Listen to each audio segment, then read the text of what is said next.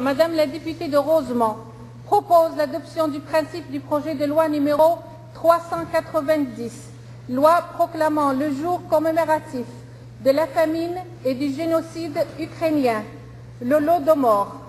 Y a-t-il des interventions? Madame la députée de Rosemont.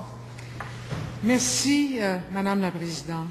Alors, c'est avec beaucoup d'émotion, puisque depuis un an, avec la communauté ukrainienne de Montréal, nous avons discuté de ce projet de loi que nous avons déposé, d'ailleurs, il y a quelques mois, en présence même aussi de représentants de la communauté.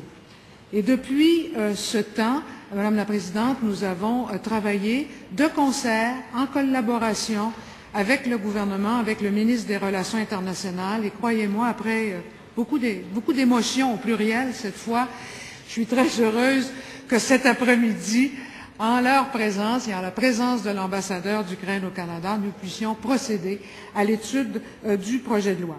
C'est donc avec une profonde empathie pour tous nos concitoyens d'origine ukrainienne que je nous invite aujourd'hui à procéder à l'adoption du projet de loi numéro 390 ayant pour objet de proclamer le 4e samedi de novembre de chaque année, jour commémoratif de la famine et du génocide ukrainien, l'Holodomor. Avant tout, permettez-moi, Madame la Présidente, de saluer donc à nouveau les nombreux membres de la communauté ukrainienne du Québec ainsi que l'ambassadeur qui sont avec nous aujourd'hui. Je tiens à remercier tous mes collègues, particulièrement du parti ministériel, mais aussi tous les collègues de l'Assemblée nationale, pour leur appui pour l'adoption de ce projet de loi et de souligner à nouveau la collaboration du ministre des Relations internationales. Cette collaboration, Madame la Présidente, fait en sorte que la communauté ukrainienne pourra, je le souhaite, donc être aujourd'hui témoin de la volonté unanime de tous les parlementaires de l'Assemblée nationale de reconnaître et de commémorer la famine génocide ukrainienne.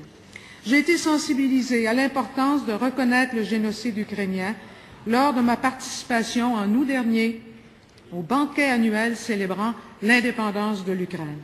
Lors de cet événement, plusieurs membres de la communauté, dont Mme Marika Putko et le professeur Roman Serbin, m'ont demandé que le Québec reconnaisse officiellement l'Holodomor et j'ai accepté de leur donner mon appui, donc en déposant ce projet de loi. Je pense qu'il est de notre devoir, afin d'agir en conformité avec les valeurs démocratiques de la société québécoise, promouvant les droits de la personne, refusant l'intolérance et l'exclusion ethnique, de reconnaître et de dénoncer de façon officielle ces atrocités pour éviter qu'elles ne se reproduisent. Afin de commencer dès à présent cet exercice de mémoire collective, permettez-moi, Madame la Présidente, de rappeler brièvement les circonstances entourant la famine génocidaire perpétrée volontairement en Ukraine par le régime soviétique de Joseph Staline dans les années 1932-1933. Le terme Holodomor, qui signifie littéralement en ukrainien « extermination par la faim », désigne la grande famine qui eut lieu en Ukraine dès le début des années 1930 et qui atteignit son paroxysme à l'hiver 1932 et au printemps 1933. Cette famine est aussi nommée famine artificielle, car le manque de vivres résultait non pas d'un désastre naturel, mais plutôt de la confiscation par l'État soviétique des denrées alimentaires indispensables, notamment sous forme de quotas céréaliers exorbitants. Enlevés aux producteurs, les céréales et les autres produits agricoles furent emmagasinés sous bonne garde en Ukraine, puis transportés en Russie ou vendus en Europe. Nation agricole par excellence, qualifiée de grenier à blé de l'Union soviétique, les Ukrainiens furent littéralement condamnés à mourir de faim. Afin d'empêcher l'exode massif de la population à la recherche de nourriture vers les républiques voisines mieux pourvues, des unités armées de la police soviétique ont bloqué les frontières des territoires de l'Ukraine et de la région du Kouban, dans le Caucase du Nord, majoritairement peuplés d'Ukrainiens, causant volontairement la mort de millions de personnes. Entre 1932 et 1933, près de 25 000 personnes mouraient tous les jours. L'Holodomor a ainsi exterminé à peu près 20% de la population de l'Ukraine soviétique.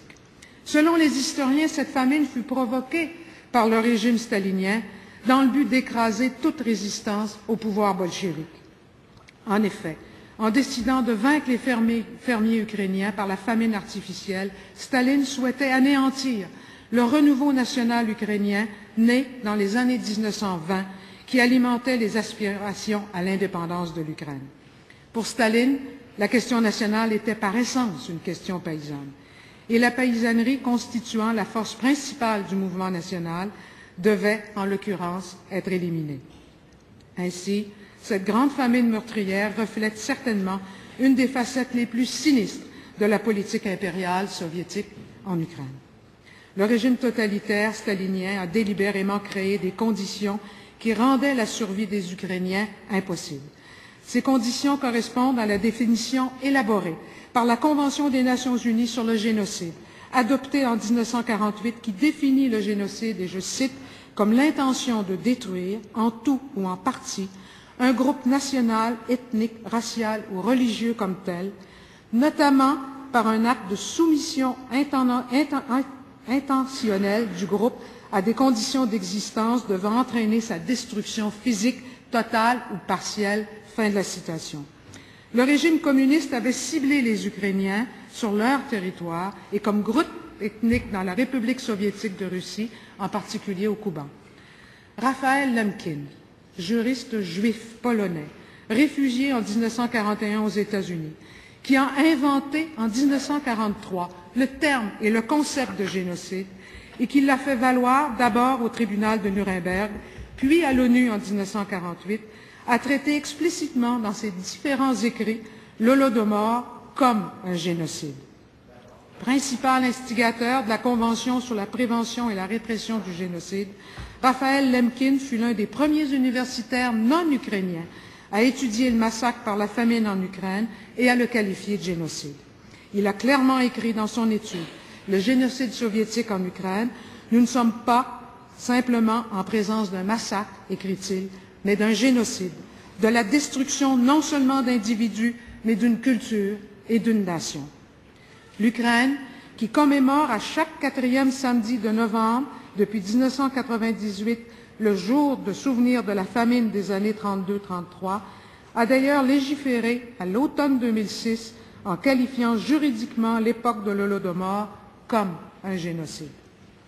L'ancien président ukrainien a d'ailleurs déclaré en 2009, et je le cite, « Nous le savons avec certitude, c'était un génocide.